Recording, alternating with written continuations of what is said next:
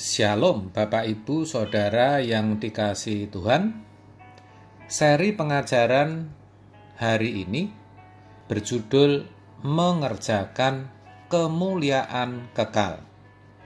Banyak orang Kristen yang tidak menyadari bahwa sesungguhnya hidup ini adalah kesempatan satu-satunya guna mempersiapkan nasib kekalnya. Hidup ini harus sungguh-sungguh diperhatikan dan dipergunakan dengan seksama agar kelak kita jangan sampai mengalami kebinasaan kekal. Sebaliknya, supaya kita beroleh kemuliaan kekal. Jadi, apakah kelak kita akan dipandang hina atau dimuliakan bersama Kristus?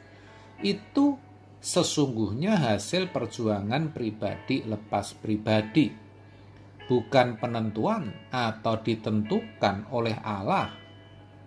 Allah sudah memberikan putra tunggalnya, menyediakan fasilitas berupa Injil dan Roh Kudusnya. Maka, apakah fasilitas itu akan dipergunakan atau tidak? Tergantung manusianya, saudara. Kalau kita mau menggunakan, artinya menjadikan hidup ini persiapan untuk memperoleh kemuliaan kekal, kita pasti akan memperolehnya. Sebaliknya, kalau kita menolaknya, kita juga akan ditolak kelak dan mengalami kebinasaan kekal. Injil dan Roh Kudus diberikan kepada kita orang percaya supaya kita bisa kuat menjalani hidup ini, supaya tidak mengikuti jalan iblis, tetapi mengikuti jalan salib. Karena salib Kristuslah yang akan membawa kita kepada kemuliaan kekal. Itulah yang harus kita hidupi, yang harus kita kerjakan. Jujur, banyak yang tidak menyadari akan hal ini, sehingga tanpa sadar menolak untuk memikul salib, yang artinya menolak untuk menderita bersama-sama dengan Kristus. Bahkan ironinya, ketika mengikut Kristus, yang dicari justru yang nyaman-nyaman, yang enak-enak saja. Padahal justru salib atau penderitaan itulah jalan menuju kemuliaan. Maka ada perkataan no crown without cross. Tak ada mahkota tanpa salib.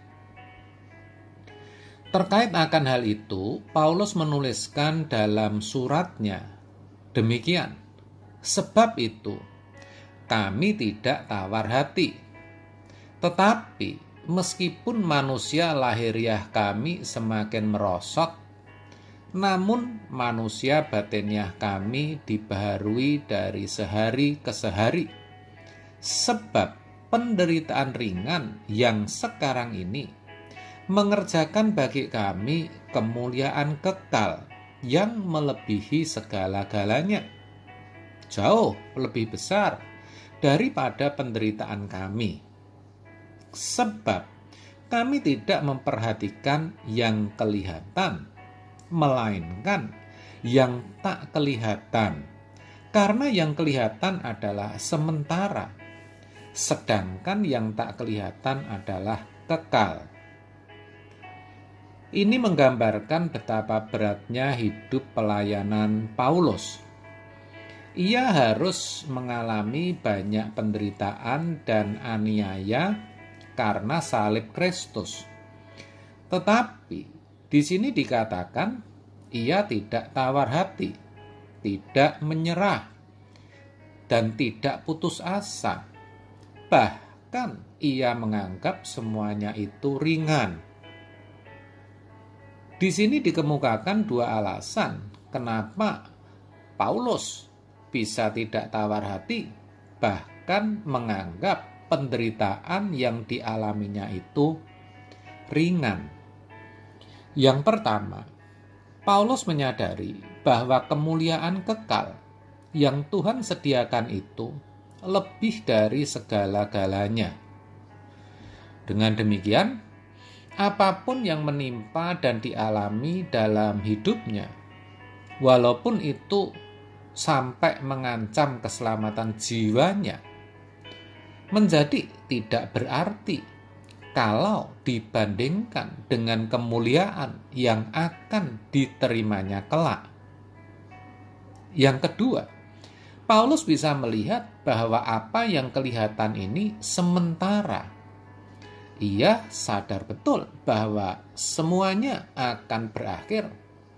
Tidak ada yang abadi, sehingga matanya hanya tertuju kepada apa yang tidak kelihatan, yaitu yang bersifat kekal. Itulah yang membuat Paulus kuat dan di dalam mengalami berbagai penderitaan. Ia menyadari betul bahwa ketika ia menderita, sesungguhnya ia sedang mengerjakan kemuliaan kekal yang lebih dari segala-galanya itu. Saudaraku, dalam hidup ini kita juga tidak bisa lepas dari yang namanya penderitaan. Hidup ini penuh dengan kejutan-kejutan.